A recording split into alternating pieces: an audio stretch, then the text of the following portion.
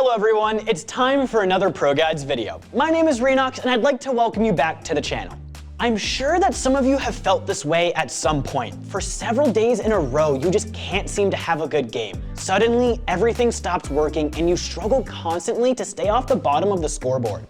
You would take an aim duel after aim duel, but no matter what, you're always on the losing end.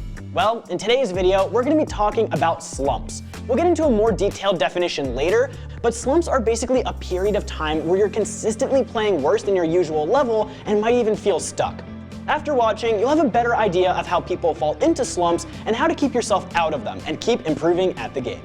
Let's start off by going a bit further into detail regarding what a slump actually is. For a more specific definition, a slump is when you integrate bad habits and mistakes into your play, which causes you to perform worse. Another way of thinking about it is to say that there is a lack of consistency in your gameplay. One reason this can happen is because you don't improve things like your positioning, crosshair placement, and movement. Because of this, you often go for plays that don't work against opponents that are more skilled than you. A great example of this is playing B on Inferno. If you're always pushing banana because you have better aim than your opponent, you're going to internalize that into your mind and do it in all of your games. When you eventually start playing above your weight class, you'll get punished constantly and feel like you're not improving anymore. To quote Steele, just because something works in a match does not mean that it's a good play. People will often fall into slumps because they're constantly going for plays that they shouldn't be, but those bad plays work because the enemy team isn't skilled enough to punish them. When these bad plays are successful, they become bad habits that the player will do in all of their games. Taking unfavorable engagements, peeking things that they shouldn't be, and not having good positioning are all good examples of things that can lead to you going into a slump. You have a lack of consistent play that you can fall back on when your plays aren't working. Before we continue, it's time for our question of the day. Today's question is, what's a really bad habit that you have? For me, I tend to follow my teammates too much. When I see a teammate is going out into a site, I always want to go out with them to get the trade kill, even if they shouldn't be going out by themselves. I'm just so used to doing it with a real team environment. With that out of the way, let's get back into the video. Now that you know what a slump is, let me walk you through some of the ways that you can avoid falling into one. This might change the way that you look at the game, but it will probably be for the better. One of the best ways to avoid slumping is to develop a consistent style of play that you can use against any opponent, regardless if they're better or worse than you. There are two main ways to stay consistent: having good positioning and taking good engagements. The baseline of consistency in Counter-Strike comes from having a good understanding of how to position yourself. Too many times, I'll see players with pretty good aim constantly dying because they don't understand where they should be playing when defending a bomb site. They're either playing a spot without much cover, or instead of trying to sit back, they're pushing up and losing fights that they shouldn't even be taking in the first place. Just as a reminder, let's go over some of the basic fundamentals of positioning.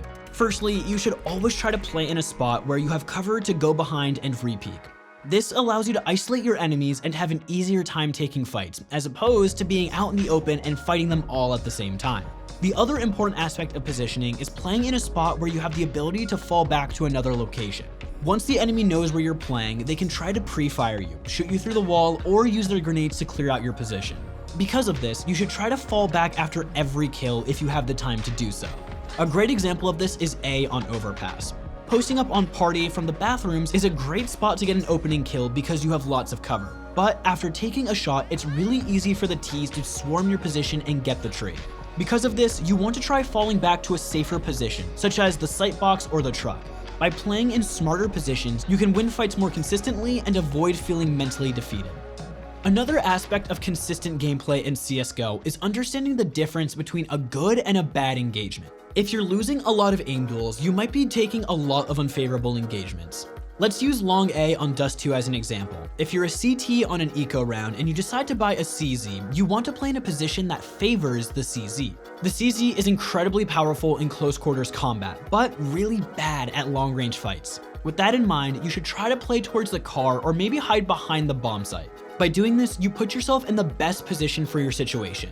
Now, let's think about this the other way around.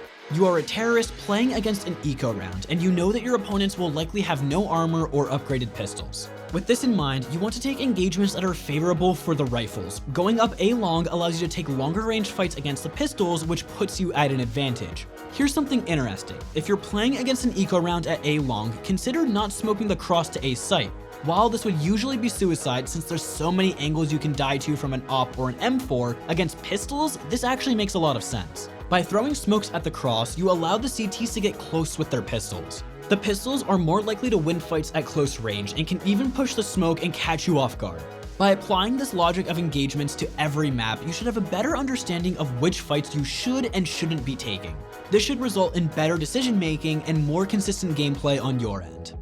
If you do feel like you're in a slump with no way out, this next section is for you. We'll go over some things that you can do not only in-game, but outside of the game as well. Sometimes the answers to your problems are related to something other than your gameplay, and we'll be addressing what some of those things could be.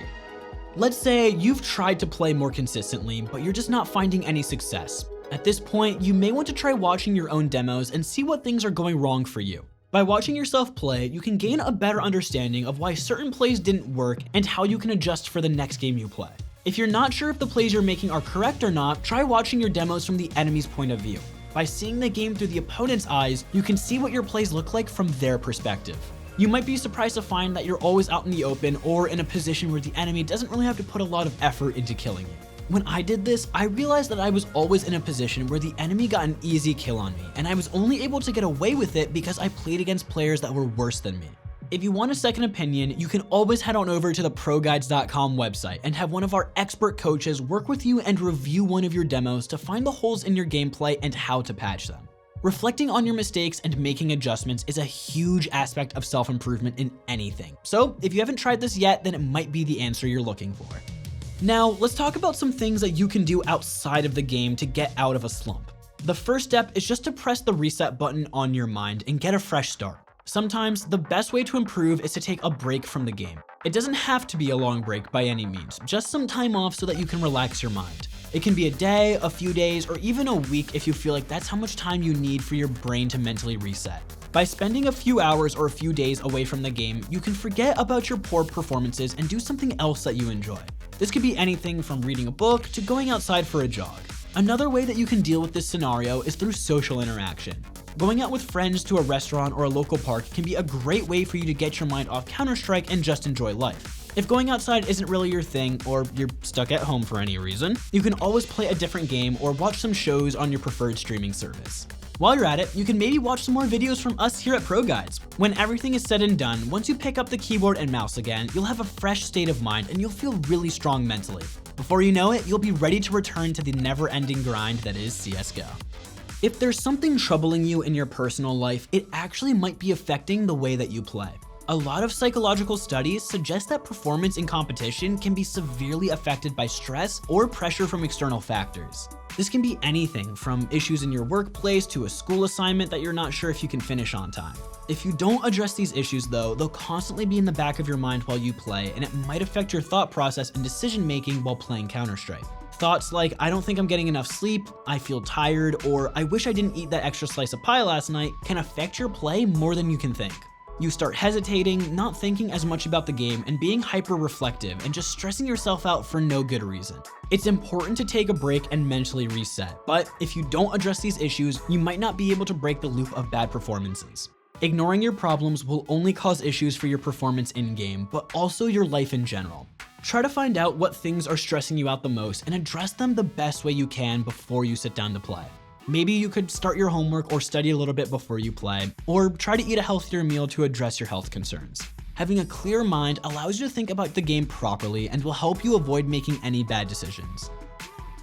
Well, with that being said, that's going to be the end of this video. Hopefully, this allowed you to gain a better understanding of what slumps are and how you can avoid falling into them.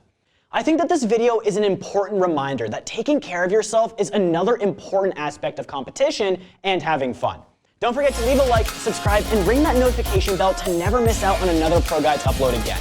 Best of luck in your competitive matches, stay safe, stay healthy, and I'll see you all in the next one.